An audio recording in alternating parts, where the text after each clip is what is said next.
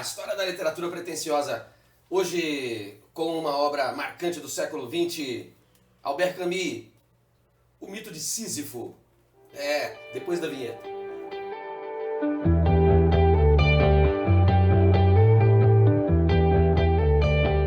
A história de Sísifo, um mito grego, parece ser bem conhecida, era dos mortais, um dos mais sábios e espertos, e acabou enganando o Hades, desobedecendo Zeus, tendo acorrentado inclusive Thanatos, acorrentou a própria morte. E ele é condenado a carregar uma pedra ao alto do monte, aquela história toda, e ela cai e ele precisa então carregá-la eternamente. A grande condenação é o que Albert Camus nos sugere refletir, é esse trabalho inútil, essa possibilidade de nunca terminar aquilo que começa, nunca está bom. E esse mito de Sísifo passa a ser um sinônimo de uma vida absurda, passa a ser o significado de uma vida que pode ser discutida, que pode ser julgada. Esse é o absurdo. A vida vale a pena ser vivida? Essa, segundo Camus, é a grande questão filosófica de toda a humanidade. A vida vale a pena ser vivida? Vale a pena? Por que viver? Ele cita aqui o episódio de Galileu, que vai inclusive abandonar princípios porque a fogueira seria bastante contundente e não era para tanto. Se a Terra gira em torno do Sol, se não gira, isso é uma questão menor. O importante era manter-se vivo. Muitas pessoas resolvem morrer porque a vida não vale a pena ser vivida. E outras matam-se por conta de ideais que fazem a própria pessoa manter-se viva. Sim, vamos encontrar casos marcantes de suicídios políticos, militares, em função de princípios ou de moral, que são motivados por elementos que fariam a pessoa continuar vivendo, que são seus princípios históricos. O caso dos kamikazes, o livro foi escrito um pouco antes desse episódio da Segunda Guerra, mas ele ilustra o pensamento de Albert Camus nesse sentido do absurdo do viver. De novo, o que se entende por absurdo é a possibilidade de julgar a questão da vida. Se ela pode ser julgada, então há uma dúvida. Ele diz numa certa altura: se eu fosse árvore entre as árvores, pássaros entre os pássaros, eu estaria bem, porque não teria que discutir a vida, faria parte do conjunto. Eu faria parte do ambiente, não teria o que discutir. Esse problema não teria. Agora, quando o universo se torna hermético, deslocado, não acolhe, então o cidadão se sente fora da realidade comum. E isso significa o divórcio com a vida, né? O sumiço, a possibilidade de perder-se. O que chama a atenção do leitor nesse tratado filosófico de Albert Camus é o fato de que o homem vai lutar contra uma realidade que lhe atravessa a inteligência e ele não alcança inteiramente, porque ele é um ser finito. A realidade é muito mais ampla que o ser humano, e Albert Camus diz que esse orgulho humano é a parte, ironicamente, é a parte mais bonita dessa história do ser humano que precisa julgar a vida e que questiona se vale a pena vivê-la ou não.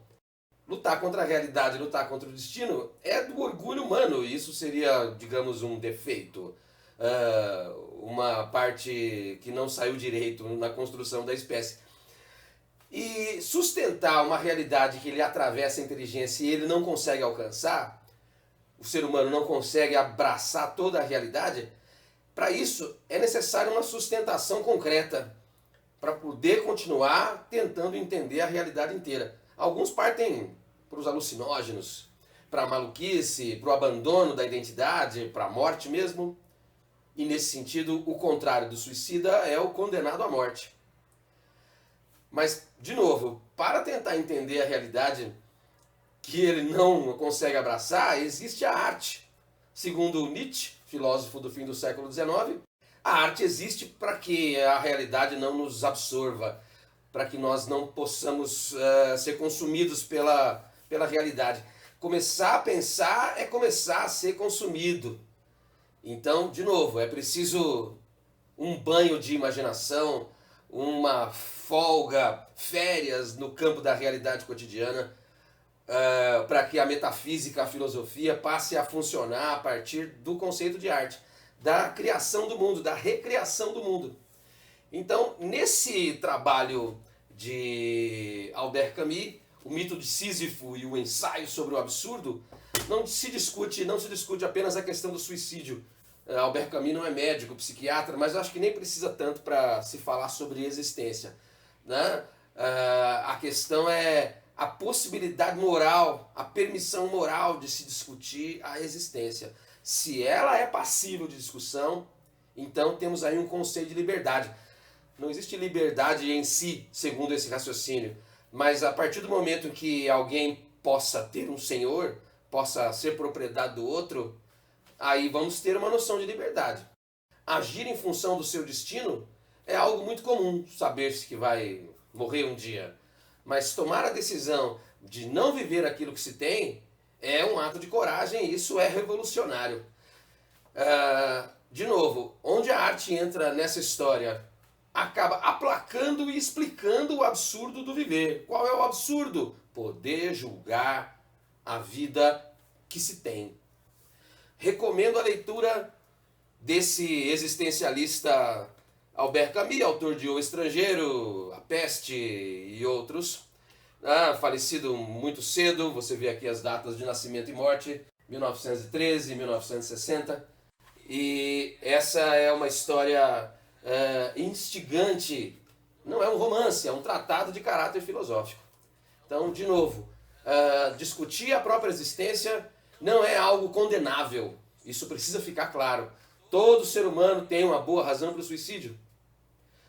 De alguma forma, já teve uma boa razão para discutir sua existência. Não é diferente com os episódios listados aqui por Albert Camus. Ele vai falar sobre Dom Juan, um personagem britânico entre o século XVIII e XIX. Ele diz mais ou menos assim: se amar fosse o bastante, a vida seria simples demais.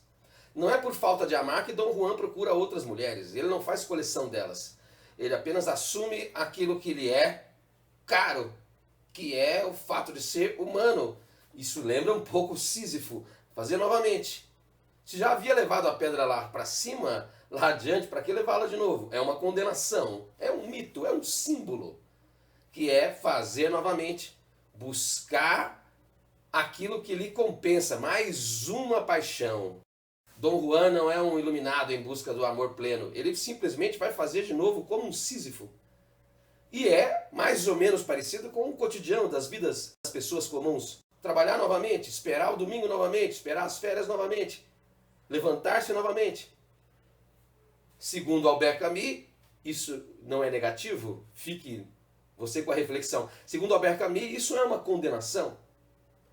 É fazer sempre o mesmo movimento. Albert Camus chama a atenção para os movimentos do mito Sísifo e ele diz que assim que a pedra cai até o limite do chão e acompanha a descida de Sísifo, é nesse momento que ele faz sentido.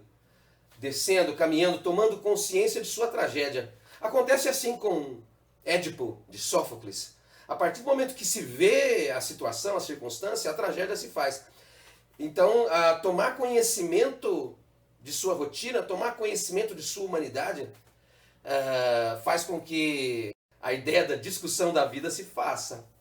A história o mito de Sísifo, apesar de ter sido escrita na década de 1940, é bastante atual porque procura tirar um pouco os pesos morais que envolve essa questão da discussão da própria vida. Não se fala em suicídio especificamente, mas discutir a própria vida. Veja, de novo, não é a questão de discutir para matar-se, para morrer, mas discutir a própria existência. Por que ela vale a pena? É pelo outro? É por mim? E as culpas que advêm das religiosidades? Elas são reais? Eu mereço ter esse tipo de punição, nascida e engendrada dentro do meu inconsciente?